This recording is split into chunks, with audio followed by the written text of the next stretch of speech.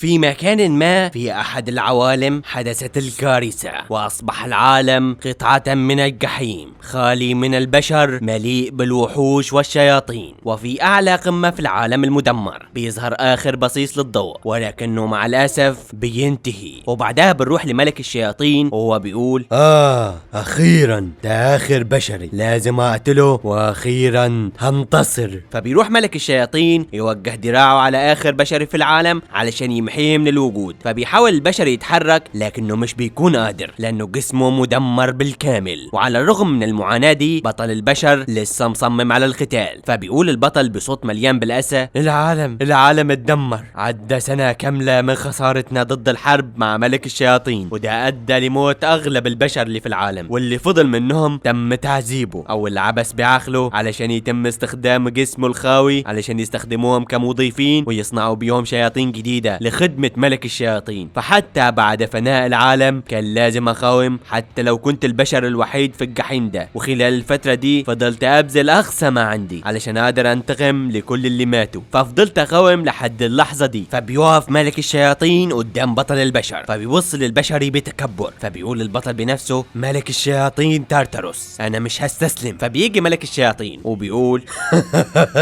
باين انك بتتألم، سيبني اساعدك. فبيروح تارتاروس يفعل دائرة سحرية خاصة حوالين البطل، وبعدها بيقول تارتاروس: ما تخافش يا بشري، انا وقفت الزمن حوالين جسمك لشوية وقت، ده يسمح لينا اننا نقدر نتكلم شوية قبل ما تودع العالم ده يا بشري. لا، انت كنت خصم يستحق العقاب، انا هناديك باسمك يا زفير. انت اول بشري ازعجني طول حياتي المليئة بالمجد والانتصارات. اصرارك على هزيمتي رغم معرفتك بعجزك وعجز العالم ده عن منعي للسيطرة على العالم ده، عجبني اصرارك، ده كان شيء مذهل اول مرة اشوفه. انا بقدر ده بشدة، علشان كده انا هقدم ليك كل احترامي. الضعفاء دايما بيفكروا انه خد معركة خسرة هو اغبى شيء ممكن يتعمل، والناس الحكيمة مش اللي بتستسلم لما يشوفوا قوة عدوهم، هم دول مجرد جبناء. وانا اكتر حاجة بكرهها الاشخاص الضعفاء اللي ملهمش لازمة في العوالم. اظن يا زفير انت اكتر شخص هيفهمني بما انك قدرت تتسلق قمة العالم البشري، علشان كده انا هقول ليك عرض مغري جدا مش هتقدر ترفضه. اشتغل تحت امرتي يا زفير، لو وفات هنروح مع بعض لعوالم كتيرة، عوالم اكبر وابعد من العالم الصغير اللي انت فيه ده. هنفضل نغزو العالم لحد ما نوصل للسماوات يا كاسر السماوات، وده بقوتنا احنا الاتنين. يلا اتخذ قرارك. فبيتفاجأ زفير وبيقول لتارتاروس بصوت متعب جدا: يا ملك الشياطين، انت بجد بتقول الحقيقة؟ هل فعلا هتقبلني كمرافق ليك؟ فبيضحك تارتاروس وبيقول: ايوه يا زفير. فبيقول زفير: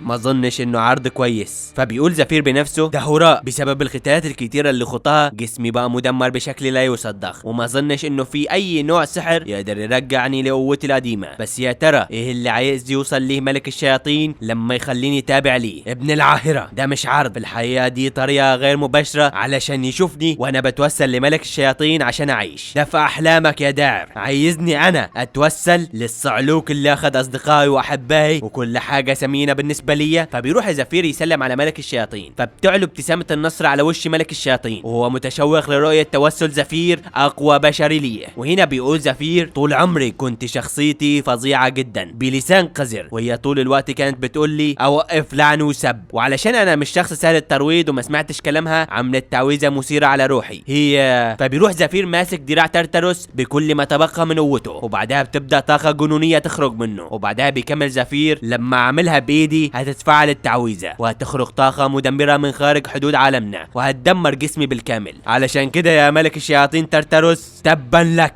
اللعنة عليك ايها الداعر. وبعدها بتنزل طاقة مدمرة وبتفتت الجبل باللي فيه، لكن بيكون ملك الشياطين لسه عايش وبيستغرب للي حصل. فبيبص على ايده وبيلاقي دراعه اتدمرت، فبينفجر تارتاروس من الغضب وبيقول بنفسه: دراعي ازاي بشري وضيع يجرؤ انه يسبب ضرر ليا انا تارتاروس؟ فبيبص تارتاروس على زفير فبيلاقيه جثة متفحمة، فبيزعق تارتاروس وبيقول: زفير يا لعين، ازاي تجرؤ على خداعي؟ وبعدها بيروح تارتاروس ضارب جثة زفير وبيخليها تتفتت لقطع من قوة الضربة دي. فبيقول زفير آخر كلامه قبل ما يموت: وكده انتهت معركتي الأخيرة مع تارتاروس ملك الشياطين، ورغم كل المجهود اللي بذلته ما قدرتش انتقم لأحبائي وما قدرتش حتى انقذ البشرية زي ما تمنوا. كل اللي سعيت وراه طول ال20 سنة اللي فاتت انتهى بحصولي على ميتة عديمة الفائدة على الاقل كان ممكن اعمل حاجة افضل. وفجأة بيلاقي زفير نفسه لسه عايش، فبيتفاجأ جدا وبيقول ايه ده، انا فين؟ مش كنت ميت من شوية؟ غريبة، انا جراحي كلها اتشفت وحتى دراعي اللي اتقطعت لسه سليمة، لكن ازاي؟ ايه اللي بيحصل؟ انا فين؟ ثواني، دي تماثيل حكام، هو ده معبد؟ ايه، اظن اني خلاص ودعت الملاعب وبقيت في عالم الموتى. وهنا بيجي صوت رقيق وبيقول لزفير لا انت مش في عالم الاموات، انت في الطبقة الاخيرة من الباسيون، المكان اللي بيعيش فيه الحكام. وهنا بتظهر ست باجنحة بيضة خلابة في المكان، فبيروح زفير مجهز نفسه للقتال، فبيلاقي انه سيفه مش معاه اصلا، فبتقول له الست مفيش داعي للدهشة يا بطل البشر زفير، انا هنا علشان انقل كلام الحكام ليك، انا مرسيدس. في الحقيقة انت مت بالفعل والمفروض تكون في عالم الموتى دلوقتي، ومع ذلك جاء قرار باعادتك من قبل الحكام الثلاثة وهتقدر ترجع للماضي. فبيتفاجأ زفير وبيقول قصدك ايه؟ فبتقول له مرسيدس هيتم احيائك وهترجع للماضي مع كل ذكرياتك الحالية علشان تقدر تحقق مستقبل افضل للعالم بتاعك، وما تخافش انت هتقدر تحافظ على قدراتك الجسدية ومهارتك الحالية، وبما انك وصلت لأعلى مستوى بين البشر انا على يقين انك هتقدر ترجع بسرعة لقوتك الكاملة. فبيفكر زفير ويقول ايه الهبل ده، وانا بحلم ولا ايه؟ مستحيل يكون عند ترتروس مهارة زي مهارة الوهم دي، ولا في حاجة انا مش فاهمها ولا ايه؟ فبيقول لها زفير يا ترى ليه هتسمحوا لي اني احصل على فرصة تانية؟ فبتقول له مرسيدس انا متفهمة سبب عدم تصديقك للي بقوله، انت تقدر تطلب اي شيء علشان يكون اثبات على صحة كلامي. فبيقول لها زفير لا لا لا انا مصدقك، بس في الحقيقة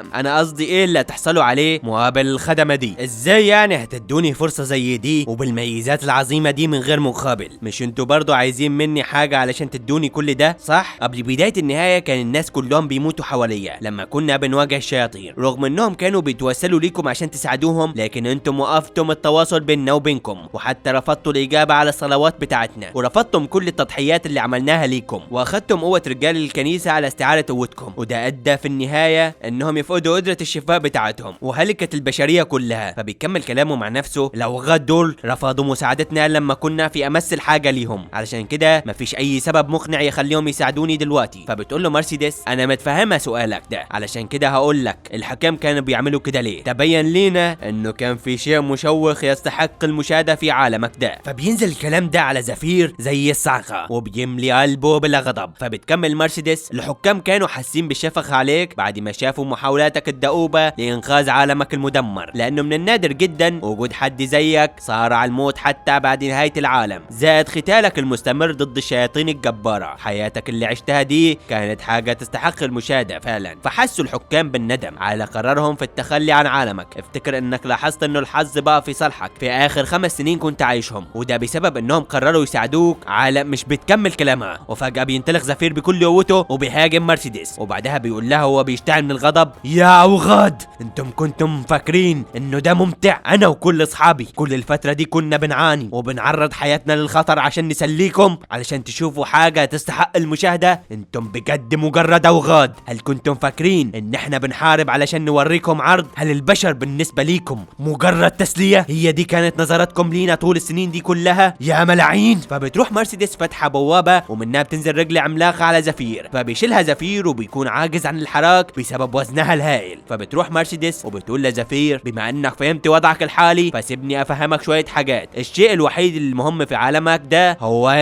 انت وبس. الحكام مش مهتمين باشكال الحياة البدائية اللي في عالمك، اظن انت فاهم ده كويس. تقدر تحصل على كل حاجة لما تثبت انه ليك قيمة. الموضوع نفسه مع البشر وجميع اشكال الحياة التانية. فبتروح مرسيدس تشيل الرجل من على زفير وبتكمل والسبب التاني اللي خلاك لسه عايش دلوقتي هو الحاكم الاول. تعرف ليه؟ وبعدها بنشوف تارتروس وهو عمال يدمر في احد الاماكن وبيطلب مقابلة حد اسمه الرئيس. فبيقولوا له البوابين انه طلبه بيتراجع دلوقتي. فبيزعق تارتروس وبيقول اخرسوا، انا تارتروس ملك الشياطين مدمر ال10 عوالم، اتضربت بسبب انسان نكرة، مستحيل. يلا ارجع بالزمن وخلي ده ما يحصلش، انت فاهم؟ انا هتحمل اي خلل يحصل في نسيج الزمن. وبعدها بنشوف زفير بيتفرج على اللي بيحصل من خلال حاجة مرئية. فبتقول له مرسيدس زي ما انت شايف ملك الشياطين تارتروس مدمر ال10 عوالم بيسعى وراك، رغم انه هدفه دايما كان تدمير العوالم وحكمها. هو عمره ما خسرش معركة في حياته كلها، فكون انك قدرت تسبب ضرر زي ده ليه جرح كبرياءه، علشان كده عايز ينتقم منك. علشان كده هو عايز يرجع للماضي علشان يهزمك هزيمة ساحقة. فايه رايك يا زفير؟ مش ناوي تقبل عرضنا؟ فبيضحك زفير وبيقول بما انه عايز يعجل من موته انا موافق واحقق ليه امنيته. فبتتفاعل دائرة دائرة سحرية عظيمة حوالين زفير. وبعدها بتقول له مرسيدس بما انك وافقت فهبدأ في عملية نقلك للماضي، رغم ان انا ما اعرفش هتحتاج قد ايه علشان تقدر ترفع قوتك وتوصل لقوة ملك الشياطين، لكن الوقت اللي هيكون معاك هيكون كافي انك تحقق هدفك. وعشان نضمن ليك هزيمة تارتاروس هتاخد مهارات خاصة كهدية من الحكام لاثبات دعمهم ليك. بمجرد ما هترجع هتقدر تفعل القدرات دي. فبيقول زفير بنفسه على الرغم ان الفرصة دي جاية من الملاعين دول لكني هوافق وهستغل كل حاجة معايا احسن استغلال عشان احقق انتقامي من ملك الشياطين ومن الاوغاد دول اللي باصين لينا باستحقار كده. ولما بتكتمل التعويذة لنقل زفير بتقول لمرسيدس قبل ما يمشي اتمنى ليك التوفيق يا زفير، اتوقع منك تسلية كبيرة في المستقبل. وبعدها بيصحى زفير في مكان غريب وبيلاقي قدامه ناس ملمومين حواليه. فبيقول زفير ايه ده؟ مين دول؟ انا حاسس اني شفتهم قبل كده. الوشم ده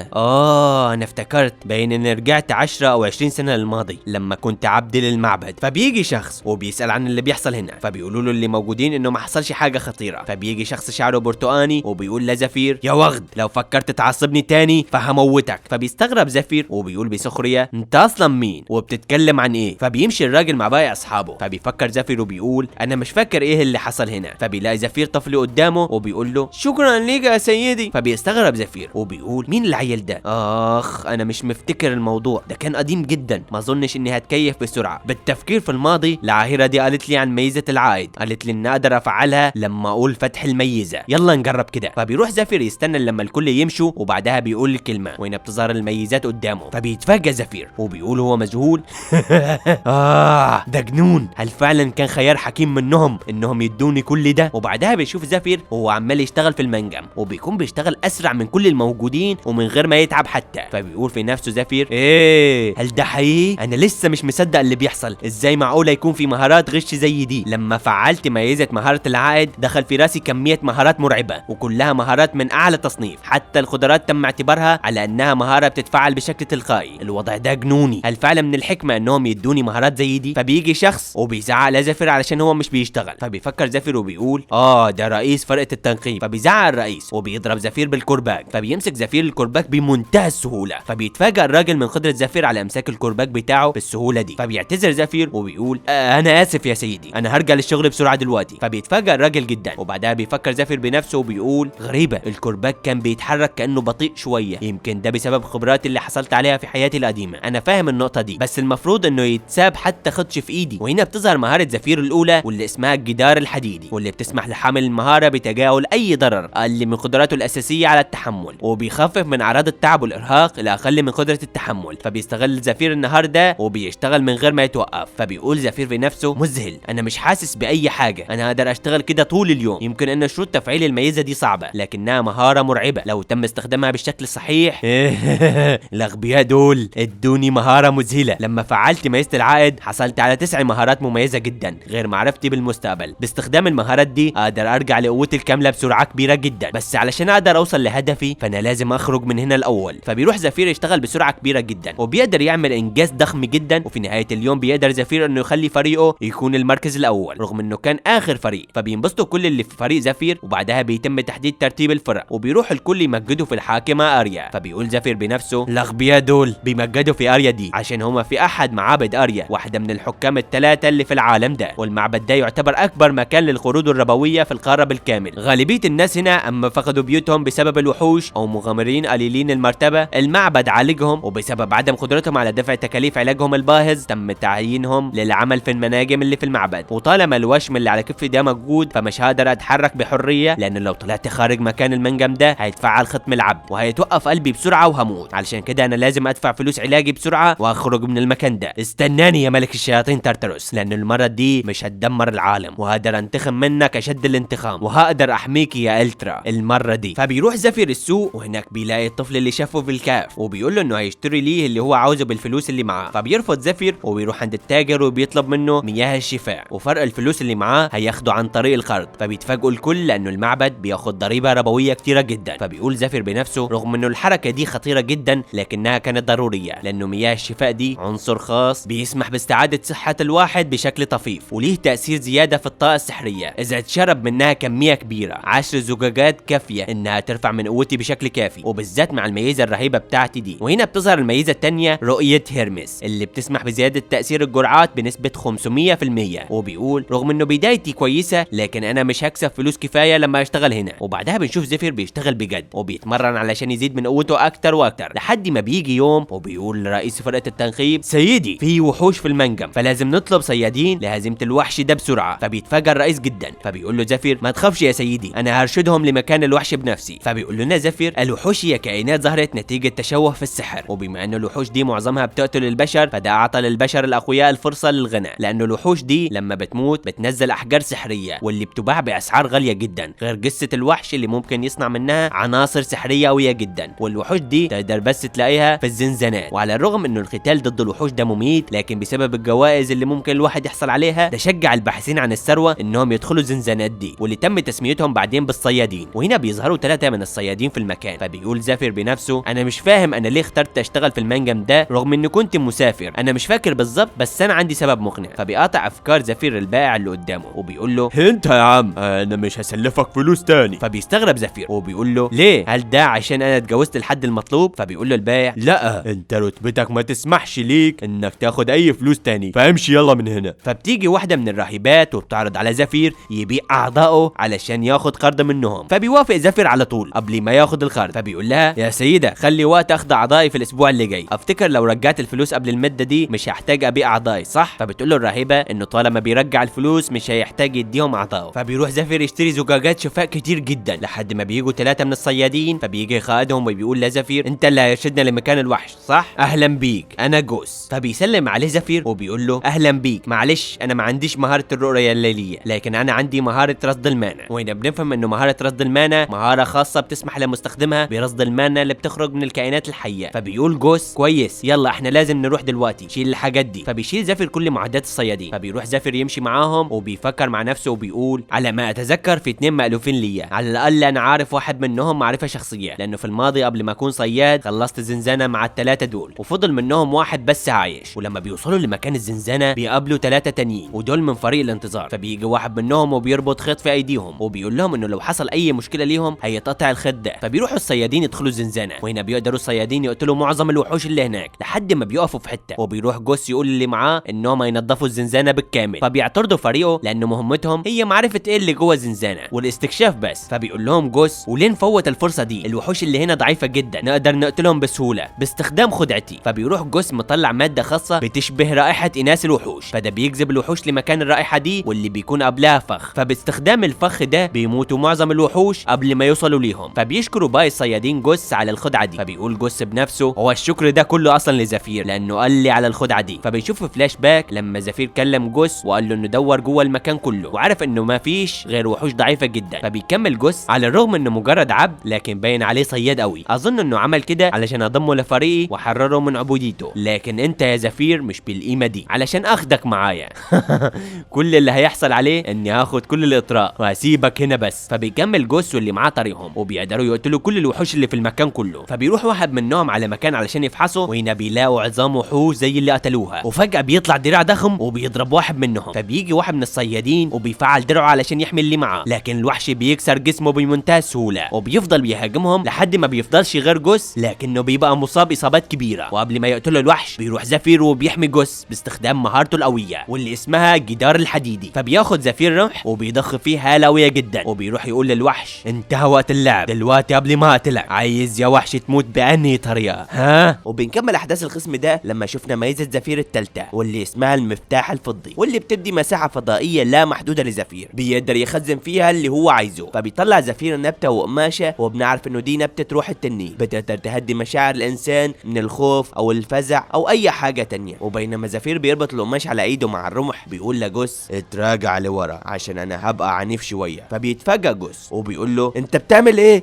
انت حتى مش محارب. فبيقول جوس بنفسه: انا ما اقدرش اموت كده وانا واقف ورا عامل منجم. وهنا الوحش بيصرخ صوت عالي جدا. لما بيسمعه جوس بتتفعل عليه مهاره التخويف واللي بتشل جوس في مكانه، وبيفتكر شويه من ذكرياته وسط خوفه ده وبيقول: انا افتكرت اللي خبرني فيه زميل ليا من زمان انه في وحش زي ده هاجم قريه وما قدروش يمنعوه ولا حتى يتحركوا، ما قدروش غير انهم يستنوا دورهم في الموت. لكن بيتفاجئ جوس من صوت وبيقول: ايه ده؟ ايه الصوت ده؟ ايه اللي انا شايفه ده؟ وبيكون زفير بقوته الجديده نازل بقتال جبار قدام الوحش ده، وبيتحرك بكل سرعه وخفه وبيوجه عده ضربات قويه للوحش وبيتفادى ضربات الوحش بسرعه البرق. وبيقول بنفسه زي ما توقعت نبتة التنين نفعت قدام مهارة الوحش ده. اظن انا عندي ميزة قتالية بين ميزات الكتيرة، بس هي بتاخد مانا كتير علشان كده ما اقدرش استخدمها في الوقت الحالي، بس اظن انه ده هيكون ممتاز قدام وحش صغير زي ده. وبيطلع ازازة فيها سم اخضر وبيقول ده سم من صاحبي القديم، وبيفتكر لما اداله صاحبه فيد وصفة السم الخطير ده، وبيقول انه فيد كان متمني اني استخدمه علشان اقتل وحوش زي ده. فبيضرب الوحش زفير لكنه بيتفاجئ بهجوم تاني وبيسدد ضربة بالرمح السام بكل قوة، وهنا بيصرخ الوحش وبيبدأ يهيج ويتألم. وبيقول زفير بنفسه السم ده من اقوى السموم، هو بيدمر الخلايا والاعضاء الداخلية، بس لازم انتظر 3 دقايق قبل ما يتفعل. وبيبدأ زفير يتفادى هجمات الوحش المفترس، بس الوحش بيضرب زفير وبيرميه في الحيطة بكل قوة. ولما بيبص زفير بيلاقي قدام الوحش اللي هجم عليه وكان هياكله الا شوية، فبيبتسم زفير وبيرمي ازازة السم كلها في بق الوحش ده، وبيقدر ينجو من ضربة الوحش. لكن زفير بيدرك انه لازم يتطور ويقاتل الوحش ده، فبيهجم عليه وبيضربه. وهنا بيمسك ديل الوحش وبيستنى اللحظة المناسبة وبينط على الوحش وبيضربه بكل ما عنده في عينه، وبيفضل يضرب بيه لحد ما الوحش بيتجنن. فبيقول زفير بنفسه لسه ما فشلتش، انا عايز ضربة تانية، انا جهزت للتقنية دي كتير اثناء شربي لمية الشفاء، ودي سميتها انا من زمان الانبثاق العظيم. وبخبضته بس بيضرب الوحش ضربة جبارة بتوقع الوحش على الارض جثة ميتة. فبيضحك جث وبيقول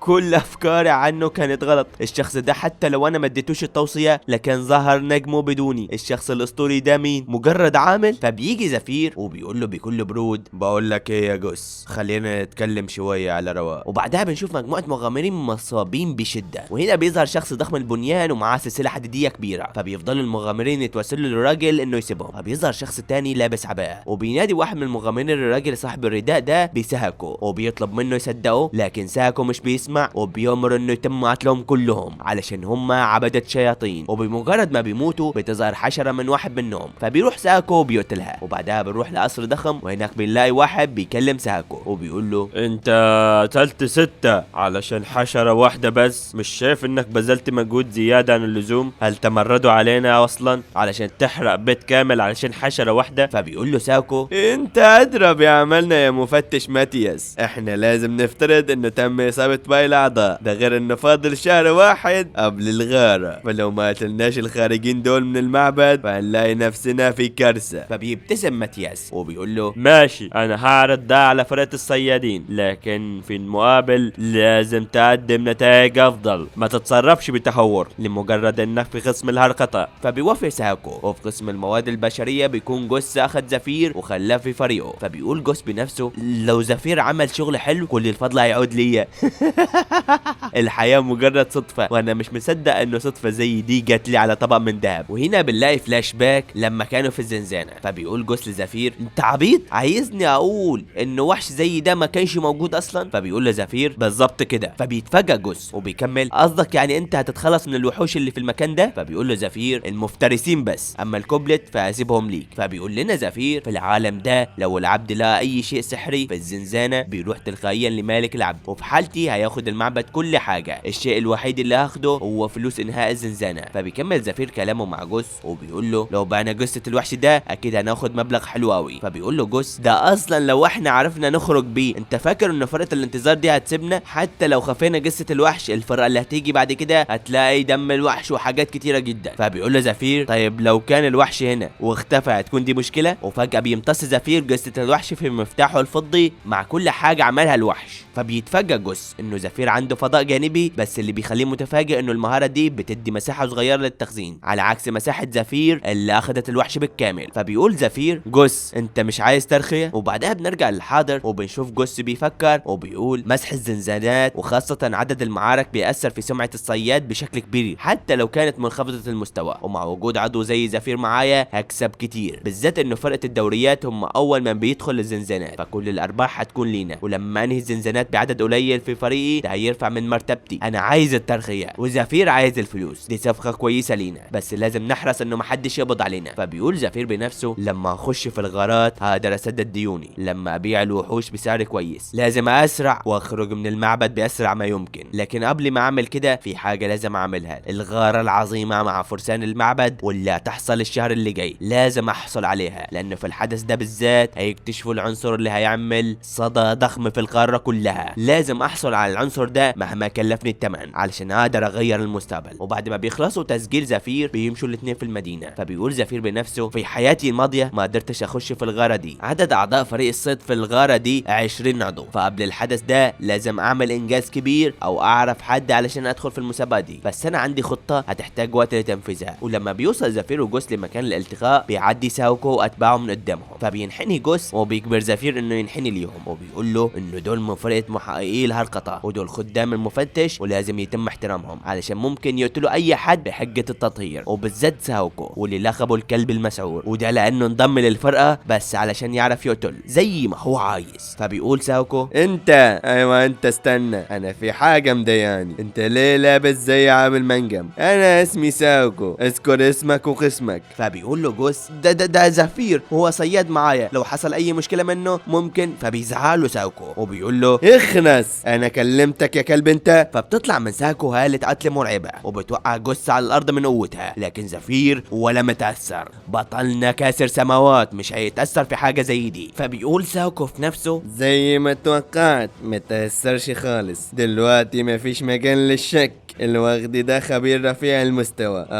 وبتقول لي بقى صياد جديد هو لابس لبس عامل منجم، يعني كان في فرقة التعدين، بس ده مستحيل، اي حد بيخش هنا بيتعمل له اختبارات وبتكون كتيرة جدا لقياس قوته ومهارته الجسدية والسحرية، وحتى بيخليهم يقاتلوا بعض علشان يختاروا الاقوى للدخول في فرقة الصيد، لانهم في امس الحاجة ليهم دلوقتي. لكن خبير زي ده كان موجود في فرقة التعدين، ولا كمان لسه داخل فرقة الصيد دلوقتي، في حاجة مش طبيعية هنا. فبيتحذر زفير من كل النواحي من فريق ساوكو، وبعدها بيقول ساوكو لزفير انا هسألك شوية اسئلة فجاوبهم بهدوء، انا هسألك سؤالين ولازم تجاوبني بصراحة. هل سمعت قبل كده عن عبدة الشياطين؟ فبيقول لنا زفير انا اكتر واحد اعرفهم بالكلام عن الملاعين، دول كانوا بشر بيؤمنوا بحكم الشيطان تارتاروس، وهم اللي خدونا للمعركة اللي دمرت البشرية وسلبت مني كل حاجة. لو دول خانوا البشرية، حاليا اللي عارفينه الاعضاء الاغرت بانهم جماعة خارجين عن الدين. فبيقاطع افكاره ساوكو وبيقول عبدة الشياطين دول في حاجات بتميزهم عن غيرهم، وعلشان انا كنت قادر على معرفتها تم الاعتراف بيا من قبل المحقق ماتياس، وبقيت في فرقة الهرقطة، وغرايزي بتقول لي انك شخص خطير. فبيرفع ساوكو سيفه وبيقول ودلوقتي قول لي الحقيقة، وافتكر اي حاجة بتقولها هتستخدم ضدك. فبيقول زفير بس عندي شرط واحد، نغير المكان عشان لو حصل اي حاجة وحشة ليك ما تأثرش في سمعتك. فبيتعصب ساوكو فبيقول لزفير باين انك واثق من نفسك، انت عايز تقول لي انك تقدر تغلب 5 لوحدك؟ وفجأة بتتفعل تعويذة وبيكون اسمها الدائرة الحمراء، واللي بتزيد من قوة وسرعة مستخدمها بشكل كبير جدا. فبيروح زفير مجهز ايديه للقتال، فبيتفاجأ ساوكو لانه ما شافش طريقة قتال زي دي، وبعدها بيندفع باقصى سرعة وبيهاجم زفير، لكن زفير بيقدر يصد كل ضرباته. فبيروح ساوكو يضرب رجل زفير لكن بيلاقيها صلبة جدا، وبعدها زفير بيضرب ساوكو لحد ما بيضعفه جدا. فبيتدخل محارب ضخم بسلسلة وبيهجم على زفير بسلسلة حديدية، فبيتفادى زفير لكن المكان بيتكسر حواليه. فبيفضل زفير يتصدى للسلسلة دي لحد ما بتتربط ايدين زفير، وبسرعة البرق بينطلق ساوكو وبيضرب ظهر زفير. فبيقول له انت وقت اللعب، انا كنت ناوي اخليك تترجى لحياتك وبعدها كنت ارميك بالسجن، لكن دلوقتي هخليك تندم على فعلتك دي. وهنا بيفعل ساوكو سرعته الكاملة وبيبدأ يتحرك بسرعة جنونية حوالين زفير، واللي ما كانش حد عارف يشوفه من كتر سرعته. فبيقول ساوكو اتأسف على حياتك، انا زدت سرعتي بنسبة 80%، مع السرعة دي انت مش. وهنا بيروح زفير وبيخبط ساوكو وبيضربه ضربة بتلزقه في الحيطة. فبيقول لهم زفير ايه يا شباب، ايه العمل الجماعي الضعيف ده؟ بسبب تحركك زي الدبانة صاحبك الضخم ما عرفش يساعدك، لو كنت عايز تتفاخر بسرعتك يا ساوكو كان احسن انك تعزز دفاعك. فبيروح الراجل الضخم يهاجم زفير، فبيروح زفير ماسك السلسلة بتاعته ورميها عليه هو واللي معاه وسايبهم مغمى عليهم من كتر الضرب. فبيسأل ساوكو زفير عن هويته، فبيقول له بسخرية انت ما تستحقش تعرف انا مين، وبعدها بيمشي. ومن نوافذ احد القصور بيكون في شخص واقف مرعوب وبيكون خايف انه زفير حد بعته. فبيقفوا كل المدنيين اللي في المكان مصدومين انه عامل منجم قدر انه يغلب احد اتباع المحقق بالبساطة دي. فبيحس ساوكو بالاهانة، فبيصرخ على زفير وبيتوعد ليه بالقتل. فبيضحك زفير وبيقول اخ على العيل ده بيزعق كتير، على الاقل انا انهيت الخطوة الاولى من مخططي. المشكلة الكبيرة دلوقتي لما يجي الراجل ويسمع عن اللي حصل، اظن ان دي هتكون مسألة وقت، لكن حاليا انا في مشكلة اكبر بتواجهني. وفجأة بيقع زفير على الارض وبيكون مش عارف يحرك جسمه، فبيقول مستحيل، جسمي عاجز عن الحركة، حتى صوابعي مش عارف احركها. هل معقولة ضغط الدم والألم الرهيب اللي في جسمي؟ انا اصبت بتجمد المانا بالسرعة دي؟ وهنا بيظهر تعريف لتجمد المانا، واللي يعتبر اثر جانبي للألم لما المستخدم يستخدم المانا ولما يخلص المانا بتاعته. فبيكمل زفير وبيقول في نفسه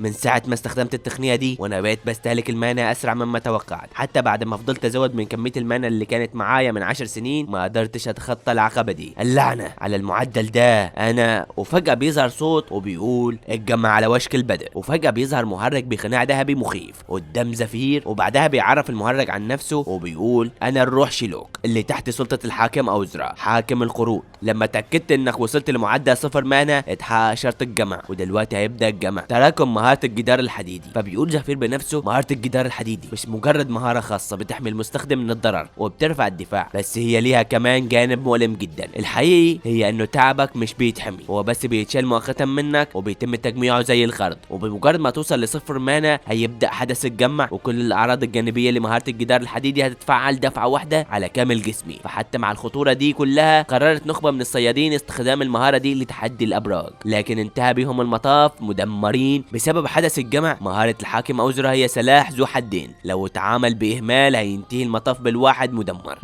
أنا متأكد إنه لعابك بيسيل ومتشوق علشان تشوفني بتعذب، صح؟ وهنا بنشوف أوزرا وهو بيشوف زفير وبيتفرج وفي قمة حماسه، فبيتم حسب الضرر المتراكم وبيبدأ العد التنازلي للجمع. فبيحاول زفير إنه يلاقي حل في أسرع وقت، لكن جسمه بيكون تقيل جدا ومش عارف يحركه. فبيروح زفير قاطع الخيط اللي في إيده وبيطلع قارورة الشفاء بتاعته، وقبل ما يوصل لعد لواحد ويسحق زفير بيشرب زفير القارورة الصغيرة دي، وهنا بيسترجع زفير 1% من المانا، فبيتلغي حدث الجمع وبينجو زفير من الموت بعجوبة. فبيضحك زفير وبيقول أوزرا انت قللت مشاني، انت فكرني ما كنتش مستعد لموقف زي ده؟ انا الشخص اللي نجا لمدة عام كامل حتى بعد انتهاء البشرية كلها. تفتكر ما عنديش حلول لحدث الجمع بتاعك؟ في الحقيقة الموضوع مش صعب، بس بالتفكير في الموضوع المهارة دي غالية جدا، سعرها 500 قطعة ذهبية وانت اديتها لي ببلاش. مش عارف اقول لك ايه، بس شكرا ليك يا عجوز. فبيتعصب أوزرا جدا وفجأة بيغمى على زفير، وبعدها بيصحى في مكان غريب. فبتظهر الراهبة وبتقول له ازيك يا زبوني، اتمنى انك نمت كويس. فبيلاقي زفير نفسه مربوط باحكام في السرير. فبيقول لها زفير ايه يا اخت، ايه اللي بيحصل هنا؟ فبتقول له انت هنا في مركز عملي علشان انت تاخرت ساعة كاملة عن الدفع. وفجأة بتتغير الاخت 180 درجة وبتروح شايلة سكينة وجاية عند زفير، وبعدها بتكمل انا سمعت عن اللي انت عملته في المدينة، فبدل ما تسدد دينك رحت دورت على مشاكل، انت فعلا طموح قوي يا لعين، مش ناوي تدفع فلوسنا ولا ايه؟ فبيقول لها زفير ايه دي يا اختي، انا هستلم فلوس الزنزانة الاسبوع اللي جاي. فبتقول له الاخت ايوه احنا هناخد الفلوس دي طيب، والقروض اليومية اللي انت خدتها مش هتدفعها؟ انا سمعت انك بتصطاد كوبلت، تفتكر انه ده هيكفي ديونك؟ اظن انك لازم تتأدب، ايه رايك اخد صباع واحد علشان تتعلم تحترم الديون اللي عليك؟ فبيحاول زفير انه يوقف الاخت، وبعدها بيحاول يفتكر حاجة وبيحطوا ايد زفير عشان يقطعوا واحد من صوابعه، وبعدها بيقول زفير كلمة واللي اول ما بتسمعها الاخت بتوقف اللي معاها عن قطع صباع زفير، وبتكون متعصبة جدا وبتقول له يا لعين انت عرفت كده ازاي؟ وبيشوف الراهبة بتزعق في العمال اللي معاها وبتخرجهم كلهم من المكان اللي هم فيه، وبتقعد مع زفير وبتقول له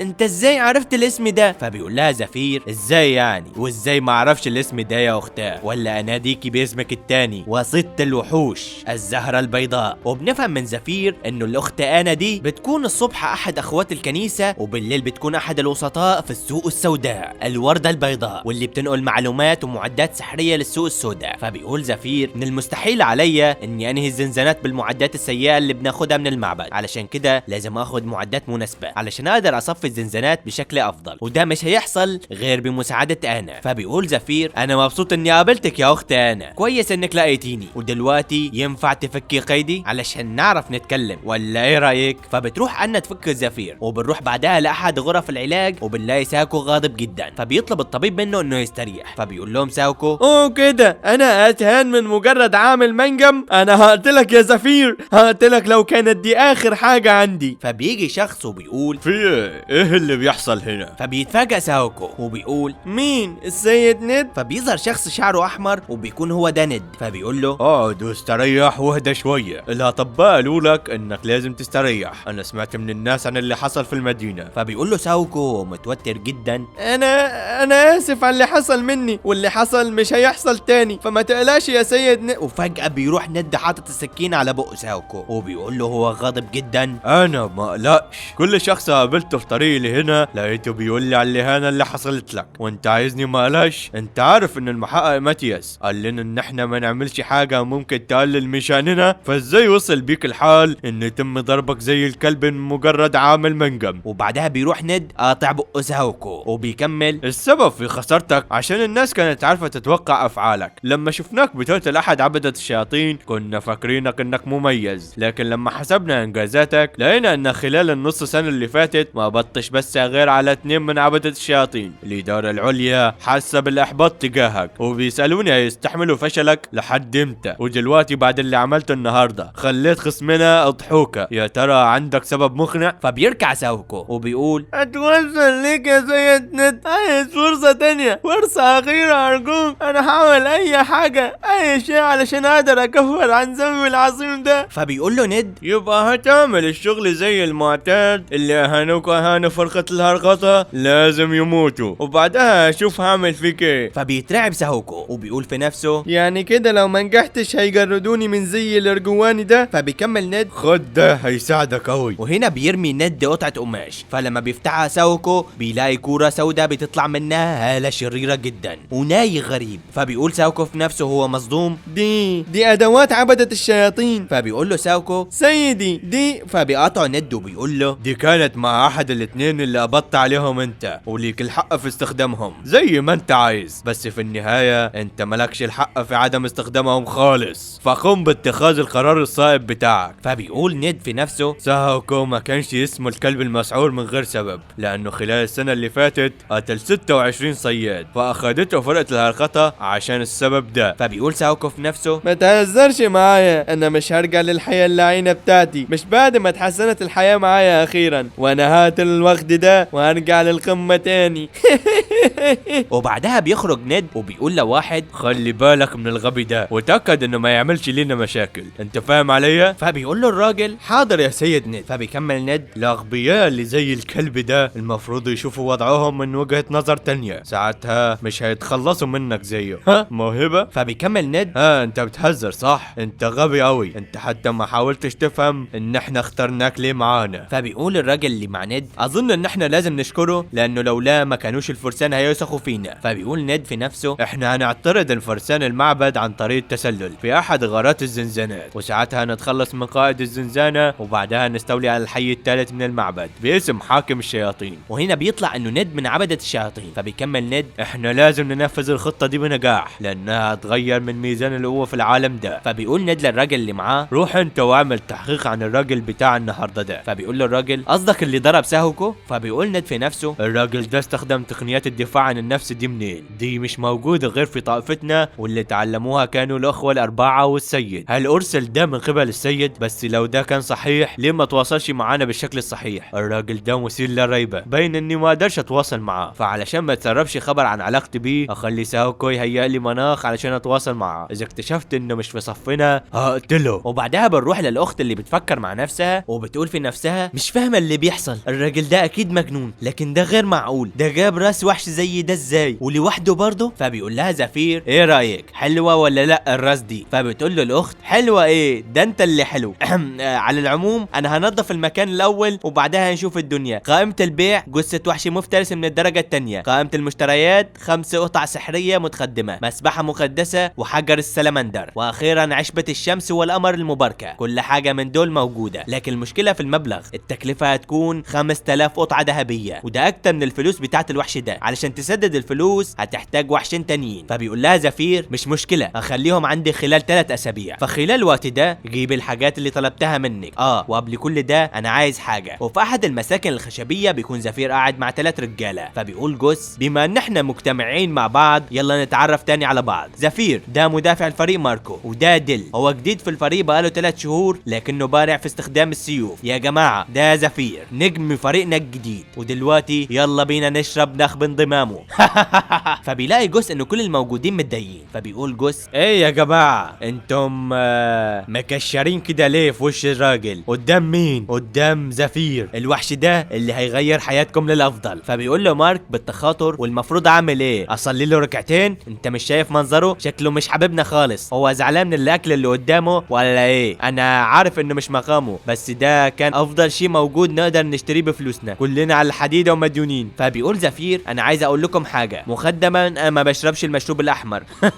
وهنا بيطلع زفير زجاجه فخره. فبيتجمعوا ال3 على زفير وبيقولوا له هم متفاجئين مستحيل انت جبت المشروب ده منين؟ ده غير انه غالي، هو مش موجود اصلا في السوق. فبيقول زفير بنفسه المشروب ده اخدته من الورده البيضاء، وده مشروب ما حدش يقدر يتحمله غير الاغنياء، او ما حدش يتحمل سعره يعني. فبيقول لهم زفير يلا بس اشربوا احسن ما اشربوا كله لوحدي. فبيروحوا كلهم يشربوا مع زفير. فبيقول زفير بنفسه علشان اكسب ثقتهم لازم اكافئهم الاول على مساعدتي في هزيمه الوحش، عجبهم ده او ما عجبهمش فاحنا في نفس القارب ومجبرين نساعد بعض. في حياتي الاولى كنت مع جوس في الفريق وساعتها كنت بركز ازاي اقدر اتقرب منه، لكن دلوقتي انا لازم اعامله كويس قوي. لكن المشكله في الاتنين التانيين هم ماتوا في حياتي اللي فاتت فما اعرفهمش كويس ومش عارف اذا كانوا كفؤ ولا لا، فهل عليا اني اثق فيهم ولا اقتلهم دلوقتي؟ لكن دلوقتي اهم حاجه اني اتقرب منهم قدر المستطاع. البشر كائنات بتحب الشخص اللي بيديها وبتكون ممتنه ليه، خاصه لما يساعدهم ويقضي حاجاتهم المهمه. الاشخاص اللي بيحبوا الفلوس لازم ياخدوا فلوس وانا اقدر اساعدهم، بس انا بحب اساعد اللي بيقدروني بس. لكن دائما في شخص مزعج في المجموعه، انا مع الاسف مش من نوعيه الناس اللي بتكون مسامحه مع الاغبياء اللي بتقف في طريقها، وبالذات لو عايز يحاربني. فبيلاقي زفير ديل بيبص له ببصات غريبه جدا. فبيقول ديل في نفسه الراجل ده مش عاجبني خالص، لولاك بس يا جوس كنت.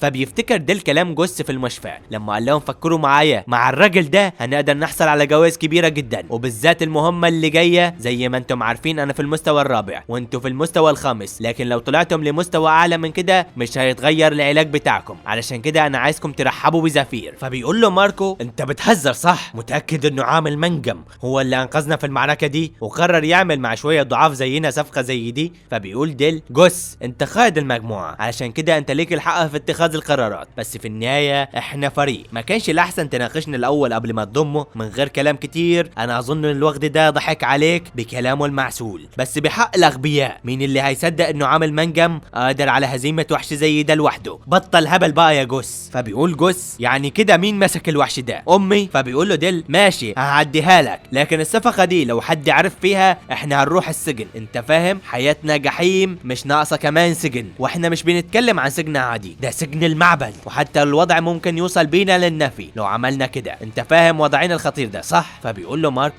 اسكت اسكت، انت عايز حد يسمعنا ولا ايه؟ الموضوع خلاص جوس قرر الامر وزفير ده هينضم لينا. خلاص الموضوع كده، وغير كده مكافآته هتتقسم علينا احنا ال3، فالصفقه مش وحشه خالص، فهنستنى ونشوف اللي هيحصل. وبنرجع للحاضر وبنشوف ديل بيقول في نفسه ايه الهبل ده؟ مفيش امل من الاغبياء دول، الشخص اللي المفروض يكون القائد بيتصرف بالطريقه دي والتاني خاضع ليه، انا مش هنخدع بيك يا زفير، عايز تقول لي انه حتى عامل منجم احسن مني حتى؟ لو كان محتال فيظهر على حقيقته عن قريب. في النهايه الراجل اللي بيتكلم من غير ما يطبق مش هيقدر يتاقلم مع حياه فريق الاستطلاعيين. وبننتقل بعدها لاحد الكهوف المجاوره لاحد الزنزانات البعيده واللي اسمها إبيدرين، واللي كانت مشهوره بالكهوف اللي في الجبال الصخريه شديده الانحدار. فبيقول ماركو يا لهوي المكان ده بعيد عن المعبد 2 يوم مشي. فبيقول ديل معقوله يكون ده مكان شخص واحد مثير للاهتمام؟ فبيقول جوس استنى لما تخش الجزء الداخلي هتلاقي فيه كل حاجه من غرفه المعيشه لحد مطبخ خاص، ده غير انه في فندق لطيف جنب البيت علشان الناس اللي جايه في اجازه او على سفر او جايين من طرف المعبد، او لو تم ارسالك للعلاج من الاصابات. انا كنت هناك لما كنت مبتدئ. فبيقول له ماركو يعني ما كانش ينفع تجيبنا هنا واحنا رايقين؟ كان لازم تجيبنا هنا واحنا على وشك نقابل وحش مرعب زي ده. وهنا بيوصلوا الفريق لكهف صغير مليان بخيوط العنكبوت الغزيره، وداخل الكهف بنشوف زفير بيستخدم تقنيه تدفق المانا. فبيقول في نفسه استخدام تقنيه المانا مانا بتقدر تخليني اقدر احس بكل حاجه في الزنزانه وكانها بتلمس جسمي بالظبط طالما هي في نطاق احساسي. وهنا بنشوف زفير وباي فرقته بيعدوا خيوط العنكبوت اللي في الزنزانه كلها، وبعدها بنشوف فلاش باك لقبل ما يخشوا الزنزانه اللي بيقول فيها ديل انت بتقول ان العنكبوت الحديدي موجود جوه؟ فبيقول له زفير هو جوه، لو ركزت في اثار بوابه الدنجون هتلاقي انه في ادله كتيره بتدل على وجوده. ودلوقتي ركزوا معايا، دي هتكون خطتنا. اولا انتوا بتقربوا من المكان اللي فيه الصغار بتوع العنكبوت، طبعا ده بعد ما تتجنبوا العنكبوت الكبير. بعدها فرغوا المخدر على الحفره اللي فيها البيض، ولما تخلصوا هتستنوا بره الزنزانه لفتره من الزمن، وبعدها اي شيء في الحفره اقتلوه. ده كل دوركم في الغاره دي، بس الموضوع مش هيكون سهل، لازم تخلوا نطاق المانا مفعل لفتره طويله، لكن حاليا هم بيناموا في النهار ففرصتكم هتكون احسن دلوقتي. فبيقول له ديل ثانيه يا عم، انت بتقول انه العنكبوت الحديدي جوه الزنزانه دي صح؟ ده احنا مستحيل نقف قدام كائن زي ده. العنكبوت الحديدي ما حصلش على اسمه ده من فراغ، جسمه مغطى بحراشف قويه جدا بتشبه الفولاذ، واللي من قوتها بتقدر تصمد قدام الهجمات المتفجره وحتى الهجمات اللي من المستوى العالي، وده من غير ما نتكلم عن عددهم الهائل اللي سببوا قدرتهم الرهيبه على التكاثر. ده غير انه واحد من العناكب الحديديه قتله اصعب بكتير من قتل وحش بالغ. فمع كل المعوقات دي مفيش طريقه تقدر تخلينا نغلب الوحش ده. في الحاله دي لازم نعمل ابلاغ بالزنزانه دي او نستنى فرقه هجوميه. فبيقول زفير معاك حق، بما انك مش واثق من نفسك فالاحسن انك تريح عن الغاره دي وانا اقدر انهي الغاره دي بنفسي. فبيقول ديل في نفسه انا اتفاجأت من كلامه ده، لكن دلوقتي انا اتاكدت ان الواد زفير ده راجل مختل عقليا. الوحش ده بيصطاد لوحده، ده غير انه قاتل ساهوكو احد اجن اعضاء فرقه الهرخطه. يمكن انا ما شفتش اللي حصل بعيني، لكنه دلوقتي بيقول لنا وبكل ثقه انه يقدر ينظف الزنزانه دي لوحده. فلو ده صحيح فايه اللي هيخلي شخص قوي زي ده يقاتل معانا؟ في الحاله دي يبقى الزنزانه دي مش خطيره. ما تظنش ان احنا هنتبعك على طول، لما يظهر الوحش هنشوف انت هتفضل بتتكلم بثقه ولا لا.